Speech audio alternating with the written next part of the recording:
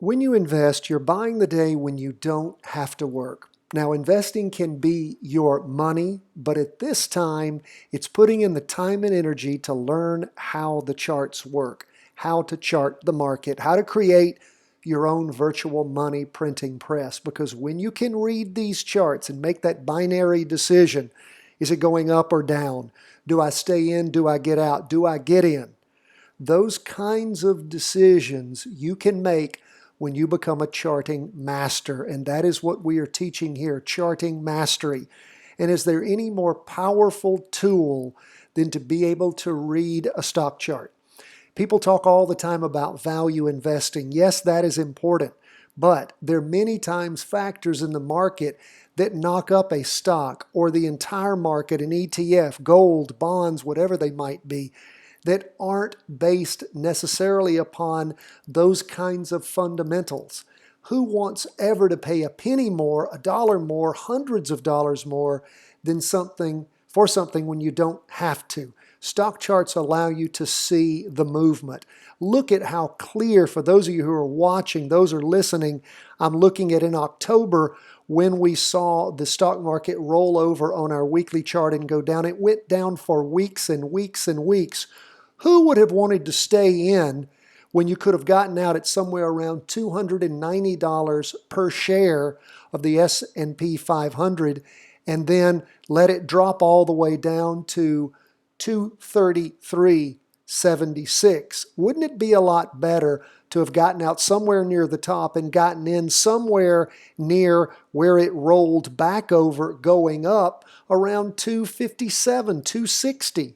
Something along those lines you would have. And again, we can go from the very top to the very bottom, but anywhere in between saves you, depending on the number of shares you have, hundreds, thousands, millions of dollars. This is not rocket science. This is charting art, and you learn it every day here at chartingwealth.com. 10 to 15 minutes, the most important time you spend for your retirement choice, your wealth, your family's wealth in the future. So 10 to 15 minutes a day is all we ask. Let's jump into the markets this week. We see on Monday the S&P 500 along with the Nasdaq 100, bonds and gold down just like we wanted everything to be. Why? Because let's take a look first at the S&P 500 as we move into the new week. We see that it is, again, a green up candle forming. First day of the latest weekly candle. Price percent oscillator heading up. Not quite at the same strong angle it had been up, but still up. Heikin-Ashi candlestick, nice green candle. Derivative oscillator heading up, looking nice. Let's go to the two-day chart. What do we see there? Well, we are looking at the two-day candle. This latest one represents Friday and Monday, so it is completely drawn. Nice long wick on top, nice size candle. Derivative oscillator still losing momentum. Price percent oscillator still ticking up, although it's very close to that red signal line, but that's okay. What do we see happening on the 4-hour chart? Actually pulling away. We can see that on Monday morning, it crossed over going up. That, of course, was trigger pull point if you wanted to jump in for that afternoon move up. Did you really have to? We're still in a very successful long-running Qs trade. No, but there is a possibility there of jumping in. Our charts are telling you you could in the afternoon. Now, again, things are getting long in the tooth, but we had sort of a settling out process. Derivative oscillators gaining momentum, price percent oscillators heading up. Two-day chart is not the strongest up chart that we've ever seen, but it is slightly moving up on that price percent oscillator. And the weekly chart is still heading up quite nicely. So we go from SPY, the Standard & Poor's 500, to QQQ, the Nasdaq 100. That's what we've been in for a while, and of course it is a nice looking chart, up 0.19% for the day. 191.02 is where it closed. We see that a nice green candle is forming for the week, pushing just above, barely, where it had the prior week.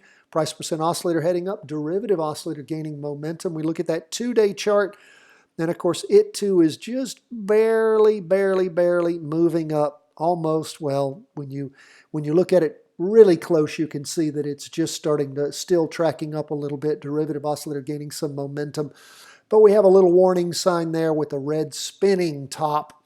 And again, open box, not a close. So that means a bit of a pullback and some warnings going on there on this latest 2-day candle. Price is still above the 2-day trend line, but some concerns as far as the Heiken Ashi candlesticks go. A little bit of a pullback. We look at the 4-hour chart. What do we see there? Up in the morning, then up again in the afternoon. But because of the big down candle we had back on Friday afternoon, that oscillation is what has pulled over our price percent oscillator and our derivative oscillator. But again, price moving up, and again, both in the morning and the afternoon. So that is nice. We'll continue to keep our eye on things. Do keep your eye on that 2-day candle. That is a bit of a concern with a bit of a pullback. But we still have our up movement in play. Now again, anytime you want to cash out, you can take your money in this really nice play we've had since the 1st of October. And when I say money, of course, I mean virtual funds. Again, we're not a stock calling service. We're an education firm. I want you to practice with us every day. Practice, practice, practice. Get good at this. Use your trade worksheets, your daily market, weekly market worksheets. All those are available for all of our subscribers in your show notes every day for free. PDFs there. All you have to do is go to chartingwealth.com and become a subscriber. You get all sorts of great stuff in those show notes on a daily basis. Plus, when we do special trainings, those are emailed out to you. Even if they're not uploaded at the website, you actually get those. So again, you have a number of reasons to subscribe. That is a big one. chartingwealth.com. Please do so. Also, don't forget, subscribe to us at our YouTube channel. Helps us with our metrics. And also, we have special stuff we download there for you guys on occasion. So again, subscribe at both places. We would really appreciate it. Now we're going to go from stocks to bonds. Bonds down for the day on the weekly chart. What we're really seeing is a sideways slide. Last week we had a green spinning top, mean indecision tending down. So far we have a red spinning top. Not nearly as much wick activity, but it's just the first day. We do see the charts trying to pull over. Now we've seen this before. This is just Monday, so they can pull away from that red signal line, but we might have a weekly vertical crossover on bonds by the end of the week. Derivative oscillator gaining downward momentum. Price percent oscillator trying to cross over, going down. Remember, you don't call a candle till it's completely drawn. That won't happen till the close of business on Friday. What do we see going on with the 2-day candle? Well, it ended up as an up green candle, even though down for the day. This is a 2-day candle, so it represents 2 days of movement. We see the price percent oscillator still heading down. Derivative oscillator losing downward momentum. We dig in a little deeper to both the morning and the afternoon activity, and we see lots of down movement in the morning, followed by even more down movement in the afternoon. Derivative oscillator still positive, but losing momentum. Price percent oscillator hasn't crossed over, going down.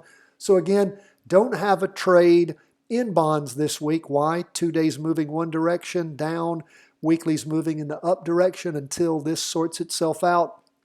It doesn't give us an accurate trend to follow. Remember, we're trend followers. We're not guessers.